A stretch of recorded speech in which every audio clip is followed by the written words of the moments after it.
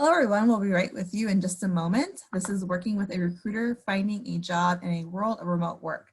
So we'll be right with you in about 2 minutes. Thank you.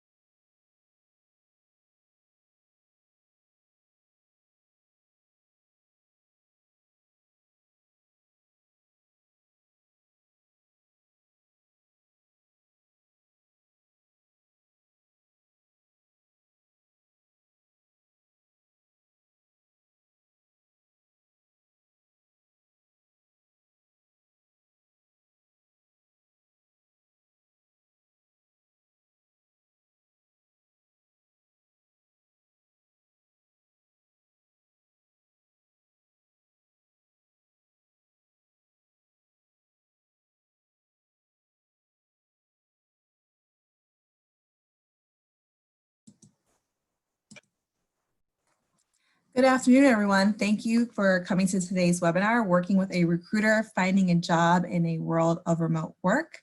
My name is Rebecca Luber, and I am the Director of Career and Business Engagement with the University of Minnesota Alumni Association. Thank you for being with us today. I'd like to also thank our members of the Alumni Association and our donors for powering our alumni webinar series. Thank you so much for your membership. And I would like to also thank today's webinar sponsor, Robert Half, for making our webinar possible.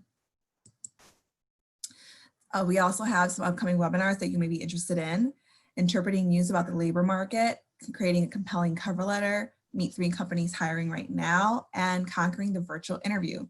So for more information about those webinars, please go to umnalumni.org/virtual. If you'd like to listen by phone, you may do so by dialing the number on your screen and entering the webinar ID, and that is another way that you can listen in. All right, so I'd like to introduce our presenter today, Josh Hohn. Josh Hohn is a Metro Market Manager of Robert Half Management Resources in Minneapolis. In this role, he oversees the Management Resources Division and HR Services team, working to provide skilled senior level professionals on a project or interim basis. Josh has 12 years of experience in the staffing industry. He began his tenure with Robert Half as a Client Services Director in 2008 and was promoted to Senior Client Services Director in 2013. Prior to this role, Josh served as Division Director of Robert Half Management Resources for 2 years. He has received several internal awards for his leadership and achievements. Josh received a bachelor's degree in accounting and finance from the University of Minnesota Carlson School of Management.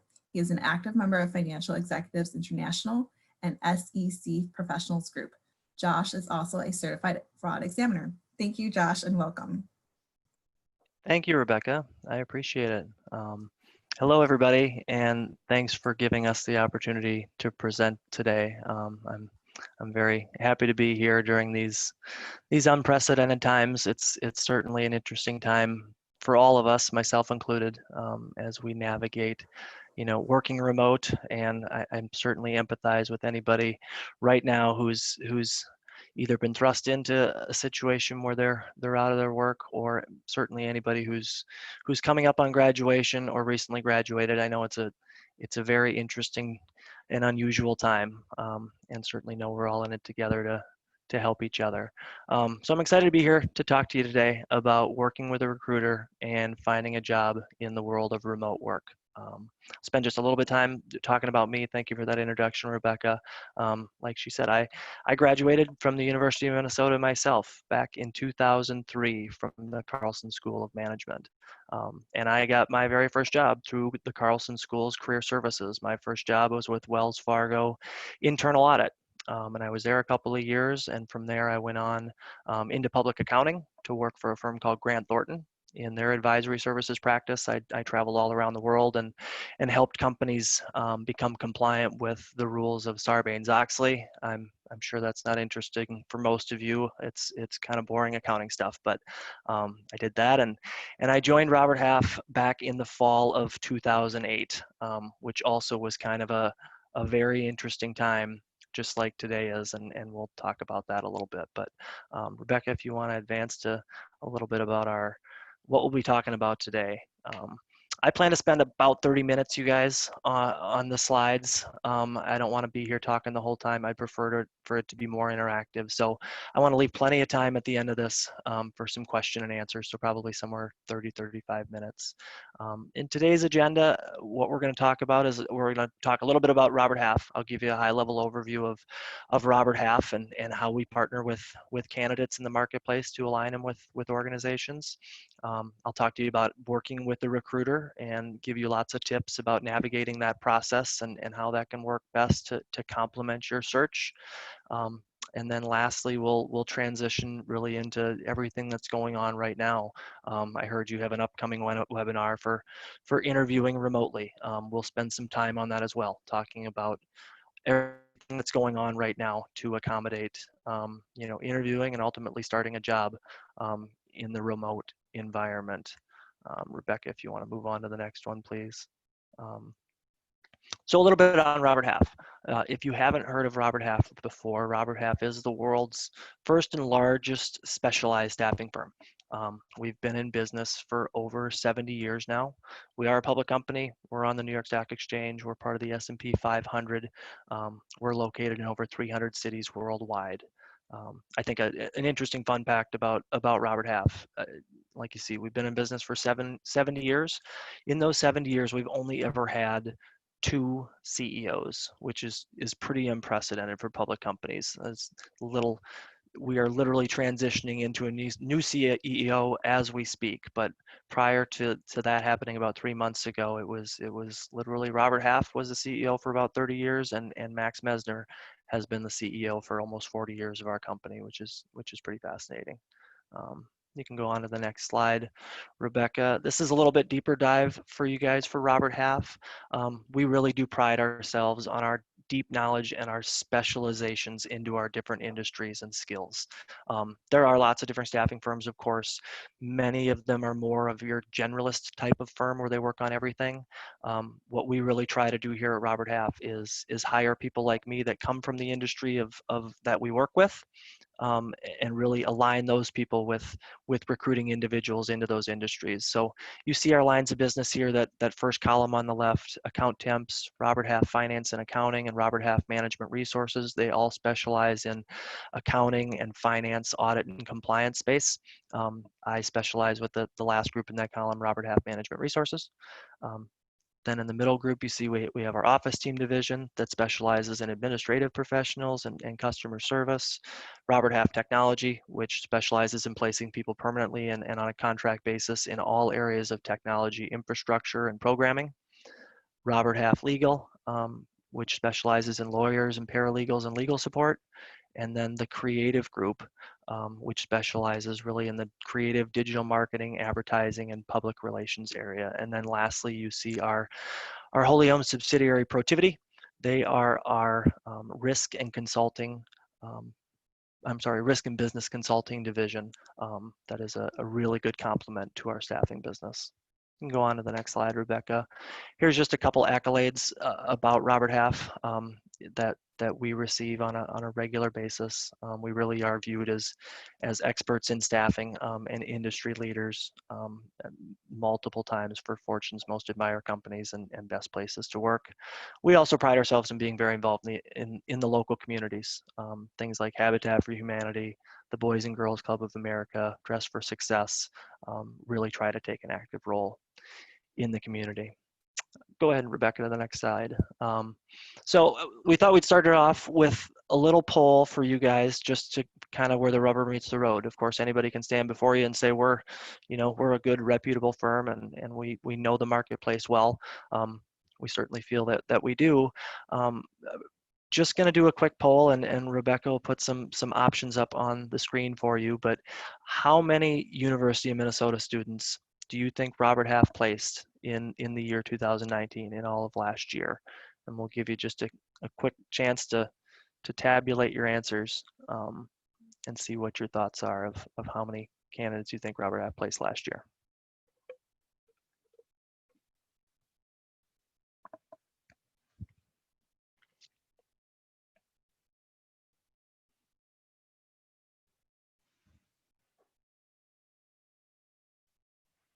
There's a little bit about the results. And I should put an asterisk to this. This does include both contract roles as well as permanent placed roles, and not just for new grads, but this certainly is for people who are actively in the job market as well. So majority of people said somewhere between either the 447 or the 774. You can go ahead, and Rebecca, and reveal the answer. We did place 774 people from the University of Minnesota just last year. And I believe this year, thus far, we have actually placed 77 students from the University of Minnesota just in the first quarter of 2020 into permanent and contract roles. So we are very proud of the partnership that we have with the University of Minnesota. It's a wonderful source of talent for us, obviously, and excited to continue that partnership. Go ahead and advance, Rebecca, and we'll talk a little bit more. We'll start to talk a little bit more about what it means to work with the recruiter. I'm sure there's people on this phone call who have worked with recruiters, who have been contacted by recruiters. We'll talk a little bit about what that can look like for you right now, and the advantages that you receive because of it. One thing I want to mention that's really important, what people often don't know is the opportunities that recruiters are working on. Oftentimes, they are not even advertised opportunities. They're not out on job boards. They're not out on companies' websites. Companies are working exclusively directly with the firm to find candidates. So it immediately moves you past all the nuances that you have to go through for applying for roles. Other huge advantages with a firm like Robert Half is we have an immense database of both jobs and candidates, and incredible technology, and the technology is advancing all the time. The amount of artificial intelligence that's being built into the recruiting process right now is absolutely incredible. I can certainly tell you, for me, this isn't my job. I don't usually stand in front of people and talk to them. I'm out working with our companies all the time. And I can tell you now, just in the last 6 months, of when I put a new job into our system that I'm working on, our system will automatically generate candidates and options for that opportunity and put them in front of me immediately, of people who are currently registered into our database and who have met with our recruiters. That never used to happen before. We always had to do it on our own, and make those matches on our own, through keyword searches and things like that. But now the technology is really starting to do a lot of that legwork for us. Other advantages you get with working with a firm is all the online learning that we offer through Robert Half. We have something called Skillport that you get access to. It literally has thousands of different types of skills that you can study up on, systems that you can study up on, and all of this is at no cost to you. I think that's the other important point. All of the cost associated and the money that Robert Half makes is paid by the companies that hire people. You are not charged anything for being a candidate for Robert Half. And it's all there to complement your own search. We don't expect you to work exclusively. We don't expect you to hold off on doing what you're already doing. We're really there to complement your own job search efforts. You can go ahead and advance, Rebecca. Thank you. So a few tips in making your experience in working with the recruiter better. Think of your recruiter as essentially, they're really they are your talent agent, and the better job you do interacting back and forth with them, and setting proper expectations of how you want to work, the better experience that you're going to have. And one of the most important things to establish up front is, are you open to different types of employment? Are you open to not only permanent placement, but are you also open to temporary and consulting opportunities? And are you open to temp to hire opportunities? Those are all things that you can discuss with your recruiter. And then you'll also see on this particular slide, we certainly also help to work with global immigration and international employment type of scenarios. If you want to advance to the next slide, Rebecca, there's some more detail on this. I'll be honest, you guys, I'm not an expert on the different ways that we partner with international students, but you can see here that we certainly do partner from a CPT, OPT, and STEM OPT perspective. If there's anybody in this call that has specific questions around how we represent international students, please feel free to flow to me, and I'd be happy to get you in touch with the expert at Robert Half, who can help to answer those for you. If you want to move to the next slide, Rebecca. So I just mentioned a little bit about, setting expectations of the kinds of different roles that you'd want to work with a recruiter. Here you see a slide, it says, don't overlook temporary opportunities. I can tell you that, especially in a marketplace like we have right now, and we'll talk a little bit more about the marketplace a little bit further on, but I can tell you certainly right now, companies are a bit hesitant to hire people back on a permanent basis. There's uncertainty, and with uncertainty, the last thing companies want to do is either bring back furloughed employees and have to furlough them again, or if the work is there and their work is ramping up, they are hesitant right now to hire people on a permanent basis. But the opportunity to come in on a temporary or contract basis is a wonderful opportunity right now, and it's something companies are definitely going to look to meet the demands of their work in the interim before they're ready to hire people back on a permanent basis. So certainly keep that top of mind. I can tell you, me personally, that's the space that I've lived in for 12 years. I represent senior level project professionals, people that go from company to company, and use their skills and the kinds of work that they like to do to go into a company and execute that work, and then go out and find new opportunities to do it elsewhere. It's oftentimes people that love variety, that really want to control their schedule. That's part of what contracting can be a huge advantage as well, is you can typically count on a 40-hour work week. Or if you work overtime, you'll get paid for it, and people certainly appreciate that too. So certainly keep that open as an option, because it is becoming a much more prevalent way that people are working right now in the marketplace. You can go ahead to the next slide, Rebecca. I'll touch on resume tips just for a second. They added this slide in, you guys. I'll be honest, I'm not a resume expert. I did send Rebecca a really good link that Robert Half wrote recently that has extensive tips on writing a good resume, including keywords. So I'll just touch very high level here, but I'd highly encourage you to take a look at that link, because it does a really good job of helping you to articulate your skills. But what I would tell you with a resume, I mean, it is your most important marketing piece that you have. And keep in mind, somebody's probably going to look at it for 30 seconds. They're really just going to try to pull out a few keywords and some of the most important experience, and make sure you're able to articulate yourself very clearly. So it should be very succinct. It should really focus on your accomplishments and the different kinds of return on investment and the different things that you were able to execute on for a company, for projects, and what the result was. Try to stay away from just highlighting what your duties and your responsibilities were, and make it more accomplishment driven. And the last tip I'd have on resumes is, I mean, softwares, you guys, are becoming more and more important all the time.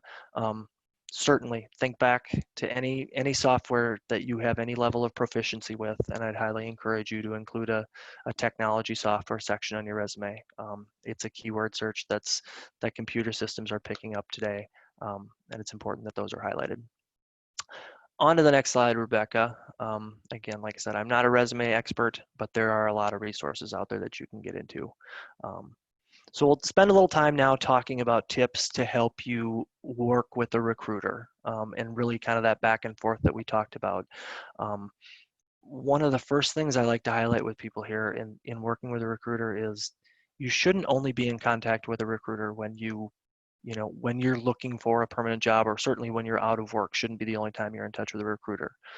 The very best time to find a new job, is when you're currently in a job that you like. You're much more apt to take the outstanding opportunity, and that's part of that interaction that you need to have with a recruiter is letting them know what those ideal type of opportunities are for you. Letting them know what kind of environments that you want to work in. Do you want a big professional environment and a very formal corporate type of environment, or would your preference be a small, less formal environment? That can help steer a recruiter in the right direction. And you should have a good idea of what your career goals are. Where do you want to be 2, 3, 5 years down the road? That can really help them in making sure they're performing the right kind of search on your behalf. Um, and ultimately, it's extremely easy today to go out onto roberthalf.com or any other firm's website and sign up, submit your resume. You can even do it through LinkedIn now, to get connected with the recruiter. A recruiter will reach out to you. So it's easier than ever to get in touch with somebody. You can go on to the next slide, Rebecca. This is just a very simple pictorial of how the typical process works. Again, I want to reemphasize, recruiters are there to complement your search. You can always be doing your own search while a recruiter is working on your behalf as well. So you're out searching for jobs on your own, and after a recruiter understands what you're looking for, they're doing the same thing. A recruiter should explicitly be telling you anytime that they're going to represent you to an opportunity.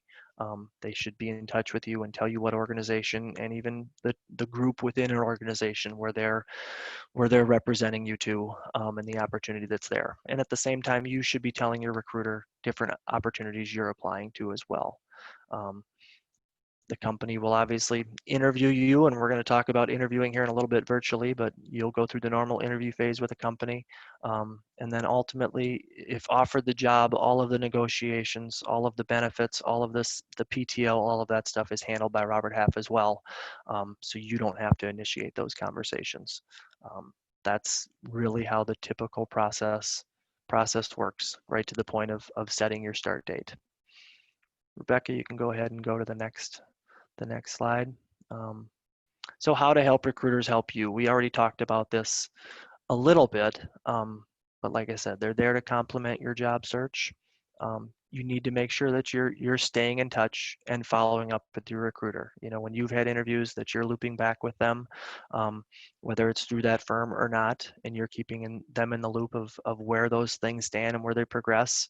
And then you're refining your search throughout the process. Potentially, what you're looking for changes, and you're having those conversations.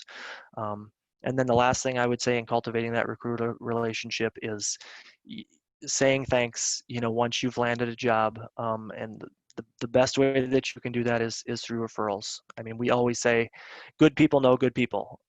We love placing good people, and typically good people have great people in their network. So the very best source of new candidates that we have is the referrals that come from the people that we've placed. You can go ahead and advance, Rebecca. Here's just a highlight of some resources. We will touch on this a little bit too when we talk about negotiations at the end, but Robert Half has a ton of resources out on our website for you guys. The most prevalent one, the one that people rely on most, is our salary guides. Our salary guides are relied on by the Department of Labor. They've been around for over 30 years. It is real data from real placements that we make and from surveys that we make. They are segmented by our different specialties, and certainly they're a wonderful tool for people to use. Again, I had mentioned the online training that we have through Skillport that you can go out to refine your skills with different things. We also have a ton of white papers, a ton of different knowledge, and different tools that you can access out on our website. So I encourage you to certainly go out and leverage those anytime you want to. You can go on to the next slide. So we'll shift now away from working with the recruiter, and really shift our conversation more to what the current state is, which of course is an unusual one. I mentioned to you guys, I started with Robert Half back in the fall of 2008.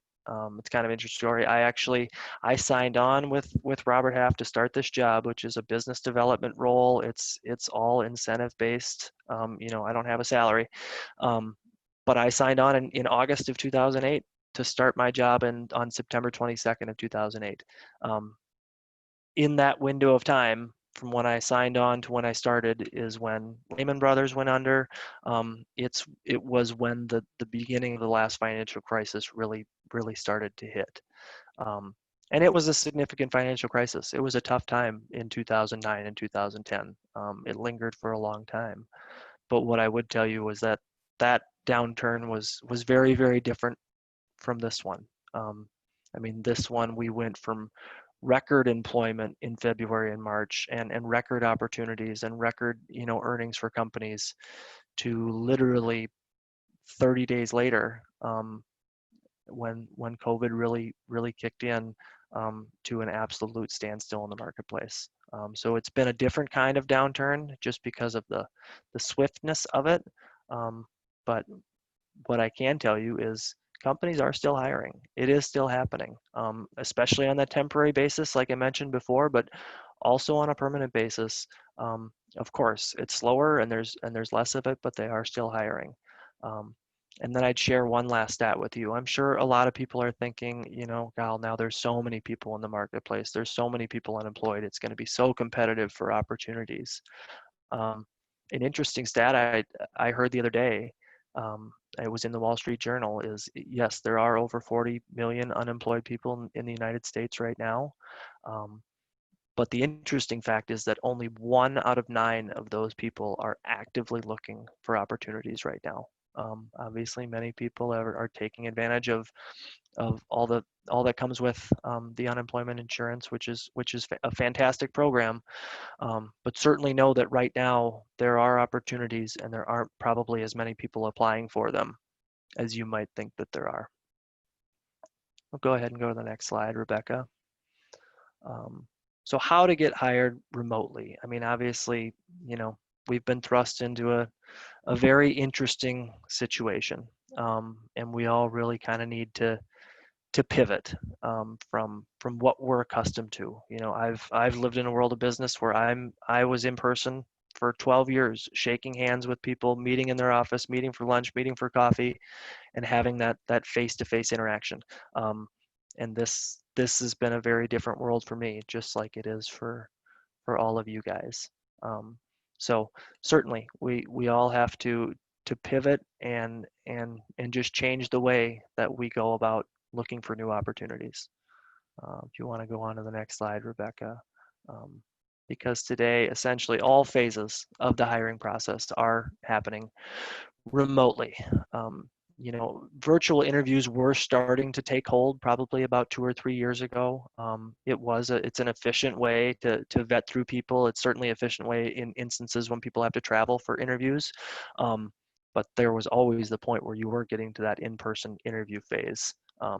And that's not the case today. Most interviewing scenarios, they start virtual and you go all the way to the offer stage of virtual. And quite frankly, most people start their new roles in a virtual capacity.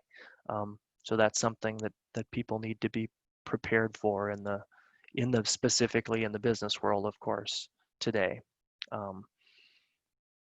What I would say, and what's important to note, is it's fortunate that this happened right now. If this was 3 or 4 years ago, we wouldn't have had the technological capabilities to address what we're going through. But very fortunately, with Microsoft Teams, with Zoom, with FaceTime, and all of these other types of interactive tools, we can accommodate this process right now. And it can be actually done relatively smoothly. So let's take some time now to kind of walk through some tips to help navigate this new environment. If you want to go on to the next slide, Rebecca, I want to make sure we're in the same spot. Yep. So listed on here are a few different websites that maybe you guys aren't familiar with. Obviously, there's a lot of people in the marketplace right now that are really going to be focused on only remote capable jobs. In your career search, of course, you can still go to Career Builder. LinkedIn is a wonderful one. Monster, we're going to spend more time talking about LinkedIn. But here are 3 websites that really focus on only roles. There's over 2,500 companies that use these websites. A lot of it is focused in the IT space and in the writing and editing space, but these are all websites that are focused purely on work from home or work remote opportunities. So certainly encourage you to go out and take a look at those. I wanted to make you all aware of those. Next slide, Rebecca. So as you navigate this environment, I think it's really important people think of unfortunately, yeah, you can't go and shake somebody's hand and give them that impression of who you are. With everything being done virtually, you have to know that your online presence and your online network is going to be really, really important to how you go out and find your next opportunity. Part of that is just letting people know that you're looking for new jobs. I think that's something that so often people don't do a good job of doing. Is right in LinkedIn at the top, just let people know that you're seeking new opportunities right in your summary line, and certainly asking people to endorse you on LinkedIn. LinkedIn is a wonderful tool. We're going to talk about that here in just a second. But certainly know your other forms of online social media are other ways that you can interact with people that you're currently looking for opportunities. Be sensitive to that. Not everybody wants to use Facebook and Twitter and Insta and chat, and Snap for talking about jobs, and you've got to be sensitive to that. But it also is an opportunity. And certainly know that when you are going through the interview phase, companies will be looking at those websites and how you represent yourself on there. So your online image right now is more important than ever. You can go ahead and go to the next one, Rebecca. So make sure it's easy for employers to find you. There's a saying, these days you are what you tweet. And certainly in whatever you share on Facebook and whatever you like, there are opportunities for companies to go out and view those different things that you're doing. So be very, very sensitive to how you're presenting yourself. And certainly if you're actively searching for new roles, LinkedIn is going to be an incredible resource for you. So if you want to advance to the next slide, Rebecca, we'll spend a little time here on LinkedIn. I would tell you that LinkedIn right now is absolutely, in the business world, it's absolutely the #1 tool that recruiters and talent acquisition departments are using to go out and locate talent. There's different versions of LinkedIn that people can pay for, Talent Insights and LinkedIn Navigator. They're very, very powerful tools. So there's nothing more important that you could do but to keep your LinkedIn profile very up to date, have a professional photo. Like I said, have that summary created. That summary is essentially your elevator pitch. It's your opportunity to tell the marketplace, what you focus on, what your career aspirations are, what kind of opportunity that you're really looking for or seeking.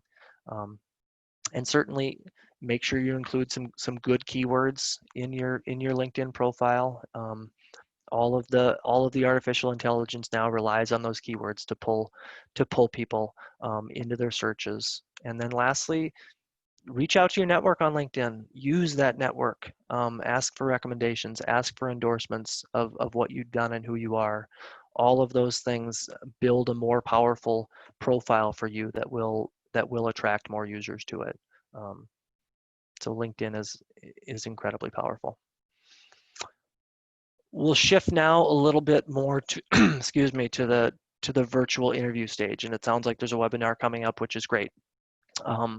There's this next slide just talks about the phone interview. It does still exist. I would say it is kind of that first line screening phase of an interview that you're going to have to do.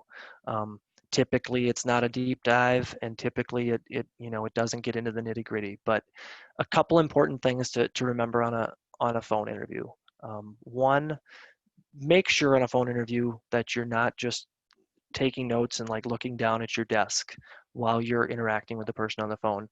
The inflection of your voice will show through if you're doing that. One of the most important things on a phone interview is that you're very engaged, that you are answering the questions that the person is asking, and that you show a level of enthusiasm and engagement, really to just get through that first initial screen. Is really what that phone interview is typically used for. And ideally, you have some good questions prepared about the company. You showcase that you've done your homework, you know what's going on at the company, and you're able to ask some good intuitive questions. You can go ahead, Rebecca. So the new job interview. Here's some tips, and I'm sure you're going to hear it on that next webinar, but a few things to think about, as you're going into the virtual interviews. One thing that's really important is that you need to prepare. You can't just turn your screen on and start your job interview. Rebecca, I think you can advance to the next one, and the next one is better. Here we go. I want to make sure we're on the same slide. Yep, there you go. So make sure you test your equipment. Make sure you know what platform is going to be used, and the day before, a week before, you grab a friend or mom and dad or a family member and get on and get to a good place with good lighting. Make sure whatever's behind you is not distracting. You don't have a big picture or some kind of all kinds of different colors behind you that could distract, and make sure you've got good lighting and a good angle right into your camera, and obviously make sure you have good connectivity to the internet. And then on the day of the interview, join early. Make sure you go and log into that system 5 to 10 minutes early to make sure, again, things are working, that everything looks the way that it should, so that you're ready to go and can kind of get those jitters out a little bit. Next slide, Rebecca. And I think oftentimes people spend so much time, worrying about the technology piece that they forget also about just generally how they bring themselves to the interview. You should treat it like any other interview. Make sure you dress professionally. Make sure you wear pants, just in case you actually have to stand up. Don't do the old shorts under the desk bit. And make sure you make good eye contact with the camera, which obviously I am guilty of during a lot of this as I'm looking at my notes. But during an interview, really try to look at that camera and not look at the interviewer on the screen. It'll certainly help you to better connect with that person, and just have an overall better impression. And be mindful of your body language. Try not to move around too much. Try to make sure you're sitting up nice and straight. Next slide, Rebecca, as we talk about interviews. This is something they added in here. I don't think it's all that relevant, but nonetheless, I have sat through a lot of interviews in my day, you guys, and I can tell you there's one thing that can really be off-putting to any interviewer is when some of these strange kind of questions come up. The interview should be focused on your skills. It should be focused on your fit for your role. It should be focused on how you align with an organization. It's not a time to ask about food in the break room and if they have free food, or when you can get a raise, or when you can take breaks.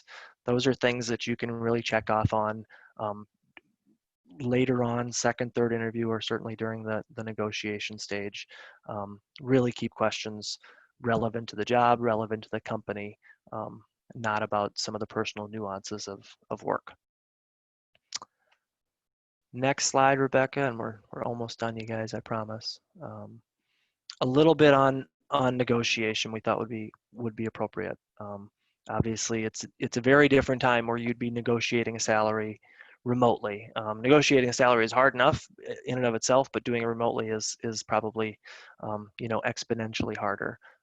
But the good news is it's still something you should absolutely consider doing. You can go ahead and go to the next slide, Rebecca. Two rules of thumb when it comes to negotiating a salary. I mean, it's outstanding. You're getting offered the job. You never want to be the first one to offer up, what your salary expectations are. Ideally, the company is always initially flowing to you with what the offer is, and then you have a chance to counter. in instances where, oftentimes you do have to go online and enter, what is your expected salary for this role. I'd highly encourage everybody to enter a range of a salary. Don't put one specific number, but rather put a salary range that you have in mind that will allow you room for negotiation. And the other tip that's extremely important when you do go to ask for more money than they're offering is that you're prepared, that you have some factual information to lean on of why you're asking for X. Do you have different certifications that would justify it? Are you proficient in things above and beyond what the job description calls for? And have you compared it to a reputable source like our salary guide, to benchmark what they're offering you versus what like roles are being offered for other companies. So be prepared, be able to, very matter of factly mention, according to the Robert Half Salary Guide, this role is typically making $50,000 in the Twin Cities marketplace right now. Always leave, emotions out of negotiation. It should be fact-based, and a friendly conversation overall, I would say. You can move on to the last slide. I may have already kind of hit off on this, I think. Yeah, talking about certifications. Demonstrate the why you are worth more. That's probably the main point that I would make on negotiations and salary. That's about all I have. I wanted to keep it where I did pretty close. I was going to try for about 12:40, 12:45, and we got there. Got it. Yeah, Thank you so much. absolutely. Yeah, it looks like we got a lot of questions too today. So I'm going to try to work my way through many of the questions we have and try to maybe create some themes around some of them. But one of the earlier questions we had was surrounding salaries, and you just finished talking about salaries. And how have you seen any like differences and trends in terms of offers right now, or are they going up or down or sideways? Is what the question Sure. was. Sure. And I'm here in the Twin Cities, and that's where I do all of my work. And I would tell you guys this: we are very fortunate here in the Twin Cities. I mean, I do get to travel around the country for Robert Half. I meet with a lot of my peers in a lot of different cities. So many cities are very transient, and they don't have anywhere near the level of diversity of industries that we have here in the cities. From med tech to all the incredible food companies that we have, incredible manufacturing, and just the number of Fortune 500 companies that we have here it really helps to drive the marketplace, and all the companies that are suppliers and vendors to those companies. So where I'm going with that is saying, from a salary perspective, we probably are able to hold the line better than almost any city in the country, because we just do have so much diversity, and there is a high demand on skilled talent in the Twin Cities. So I would say, so far, no. Certainly hiring has slowed. I will absolutely attest to that. Hiring, compared to where we were back in February, March, has been off considerably. But I wouldn't say that there's been a significant decrease in salaries. Not yet. It's not to say that maybe salaries might kind of stick to where they are, or maybe I could maybe see a slight decrease, but I don't see anything significant coming. Great. And someone asked about the different experience levels that Robert Half works with. Can you speak a little bit more about that? Oh, sure. I mean, literally across the board. We do focus on college grads and up. Now that said, we do also place through our account temps or office team. They do place people who've not yet graduated from college or are not 4-year degreed. But our focus, I would say, is we place a lot of new college grads into contract and contract to hire roles, and even perm roles. So from college grad, and I represent people up to a CFO level. I mean, we certainly place people. We have a retained search and can place people into CFO, director of finance levels. So I'd say anywhere ranging from salaries of $40,000 a year up, well into the hundreds of thousands of dollars a year. Mm-hmm. Yep. How might Robert Half work with someone who maybe has been out of unemployed for a number of years? What does that look like, that process? Yeah, yeah. I mean, that's actually a space where me and my team or account temps, oftentimes are able to rejuvenate somebody's career. Um, eh, there are so many talented people that choose to stop working for a period of time, whether that's to stay home with kids or a sick loved one or whatever the case might be. That's part of what meeting with a recruiter will be, is to understand some of those whys behind why you took that break. Um, but I can certainly tell you, in a high demand candidate environment, a firm like Robert Half can pull out all of those transferable skills and all of those things and experience that you do have, um, to really help get you back into a role. It might be a contract or a temporary role that could lead to a permanent role. I will admit it's harder to jump right back into a perm role, certainly at the same level that you were at when you've been out of work for a good period of time. But contracting and temporary can be a good way to bridge that gap. Um, as you seek to restart your career. And so much of it comes down to the reason. What is the reason that you've been out of work? Of course, if you were let go for bad reasons, it's going to be more difficult for a firm like Robert Half to help you. Yeah, thank you. Hmm. There's a question earlier in the Q&A. The person mentioned that they've been applying to Robert Half, but haven't made it to the stage of speaking with a recruiter. Okay. How does that process work exactly? Sure. But yeah. Sure. And the the best way that I can answer that, obviously without seeing your background, is I have to assume that maybe your background doesn't align with one of those specialty areas that I mentioned. And I need to be clear that we don't place into the medical field. We don't place engineers. We don't place people into light industrial type of roles. Our focus is really, think basically business administration, really anything that has to do with the corporate back office, is where our focus is. But by all means, if you feel that your background does align with that and nobody has been in touch with you, my email will be here, and I fully encourage you, send me a note and I will get you directly aligned with the recruiter within the specialty area where you are to reach out to you. Thank you. Yep. Looks like there's a question here. Does Robert Half provide interview coaching? Oh yes.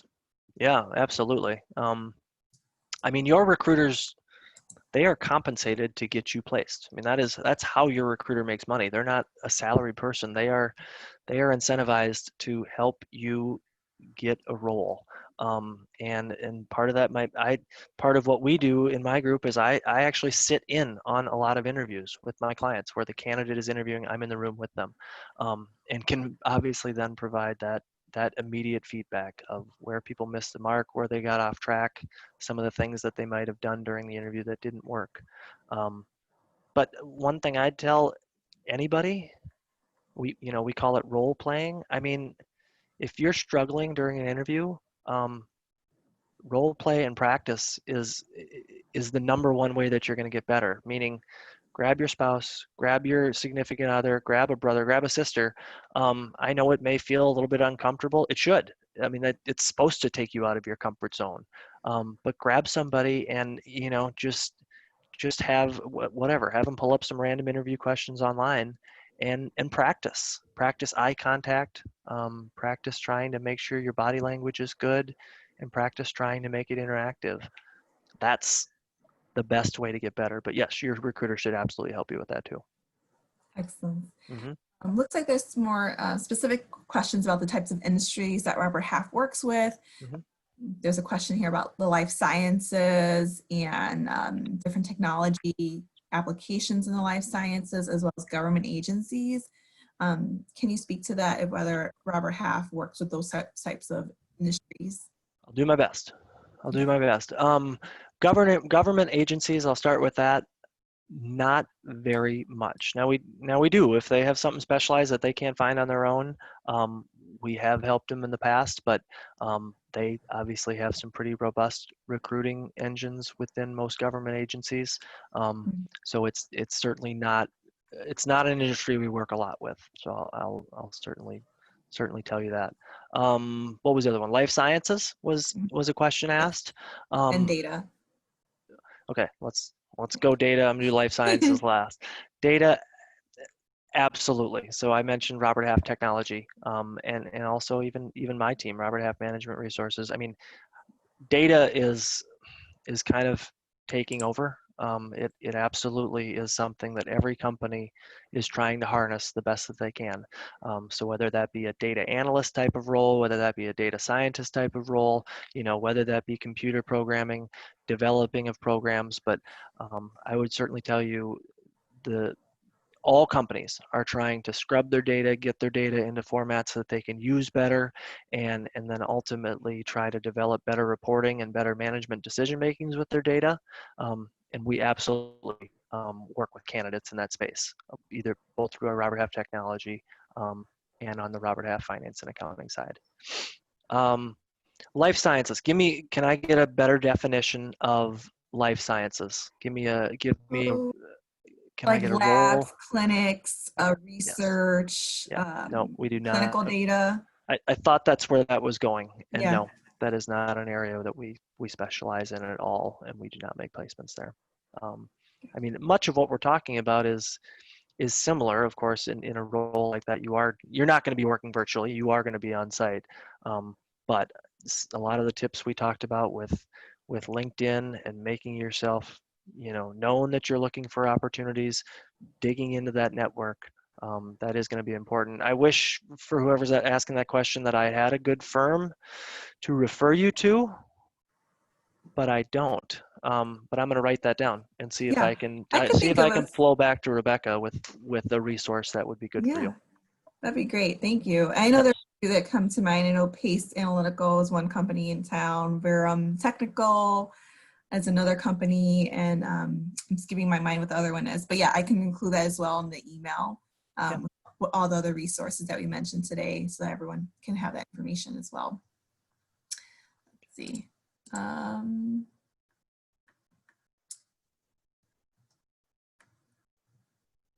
So a few people have asked when there is an application that kind of requires a salary number and there isn't an opportunity to do a range, what number should they put in that box?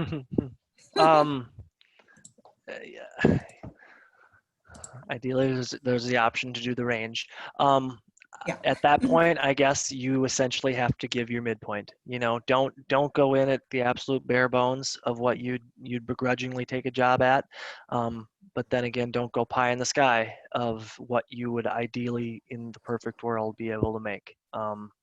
I'd find some middle ground if you absolutely have to put one specific number in there.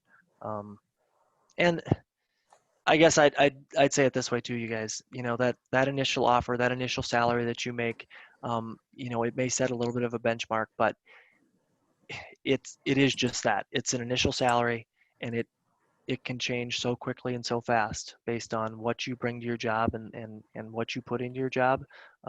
I think people do get too hung up on that, especially in your very early years.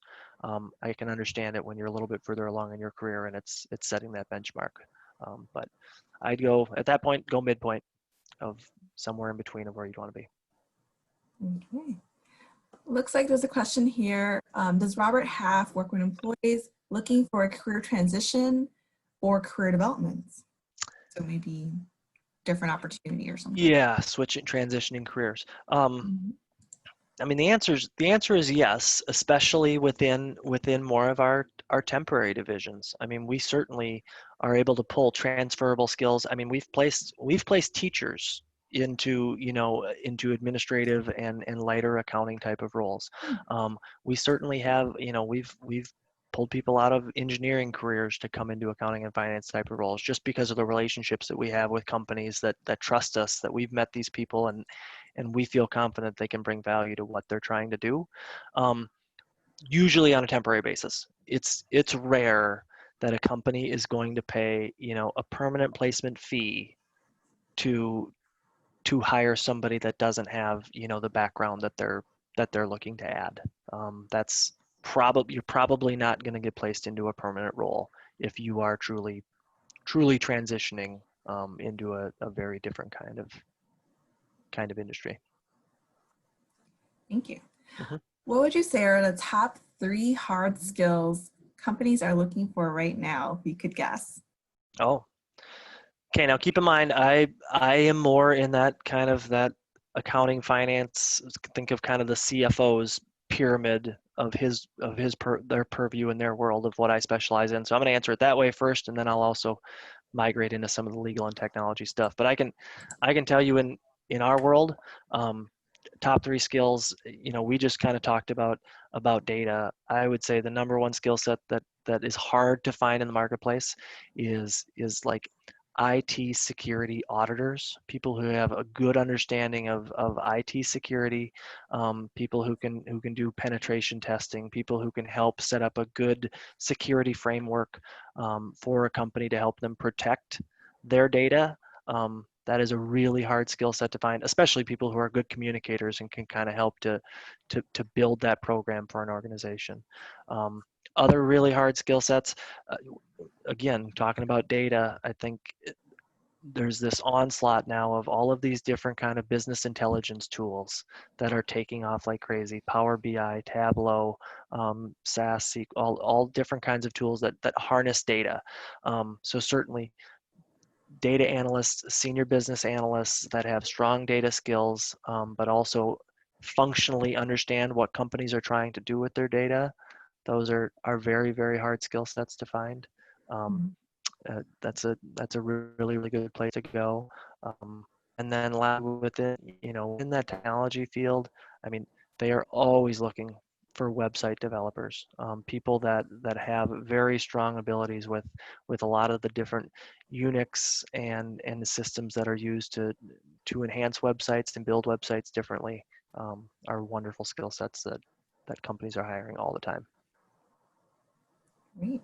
Mhm. Does it make sense to work with more than one recruiter? It certainly can. Yeah. It certainly can. It happens all the time. What it's going to come down to is your ability to manage it well. But by all means, it absolutely can, especially depending on how aggressive of a search that you're in. All different recruiters have different relationships. And I would certainly say if you're working with one and you're only feeling okay about it, yes, it's perfectly acceptable to work with an additional recruiter. I'd probably limit it to 3 at the absolute most. 2 is probably a nice number, just because you're going to have a better experience if you do build that relationship and have that back and forth. If it is literally a one-time meeting, and you don't really interact with them again, and they don't interact with you again, there must have been some kind of disconnect in what your skill set is and what you're looking for versus where they specialize. And that's that's an important part of this too, you guys, is if you are feeling that, I'd encourage you to candidly ask the recruiter that you met with, do I align with the kinds of roles and the kinds of organizations that you partner with? Mm. Do I fit with the kind of work that you do? And if not, please tell me, so I'm not wasting my time and can redirect my efforts elsewhere. I think that's they're people just like you are, and they're focusing on things. So I'd say that's a conversation you should feel comfortable having if you're curious about that, or if just the interaction isn't at the level that you think it should be. Great. Yeah, I have time for maybe two more questions or so, but there seems to be some questions about negotiating salaries. And like, what would be an example of demonstrating why one might be worth more um, in terms of versus what they were offered? sure, Mhm. sure. Um, I think I should come up with a good example. I think that always kind of helps to resonate with people.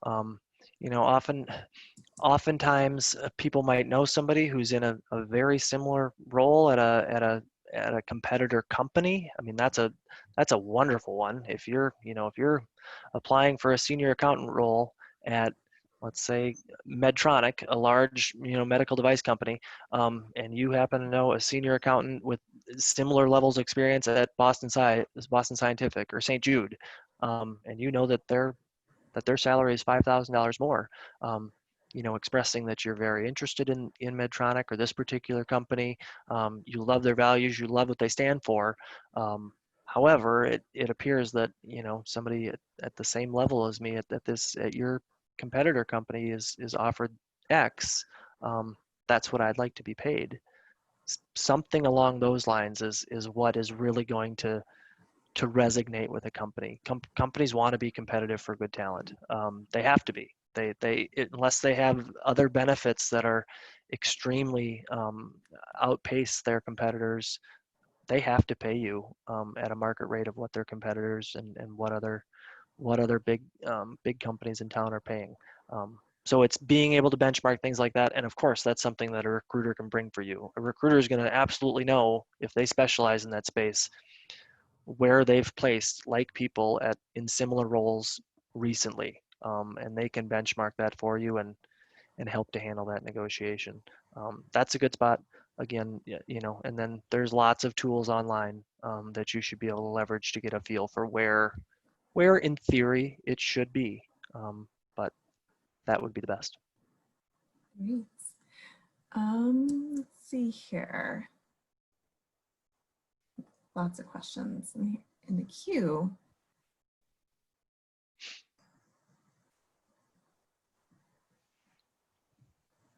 Oh, there was a question as to what are the costs of your services for employers?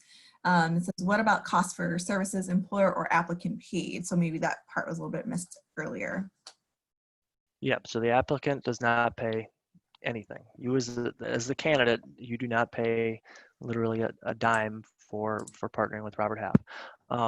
Cost for employers varies. There is not like one set cost, and it varies because of how specialized a role it is we're working on. The best way I can articulate that to people typically is no different than, you know, buying a car. And if you go into a car dealership and you buy a very standard, you know, inexpensive car, the commission or the amount of money the car dealership makes on that car probably isn't very much.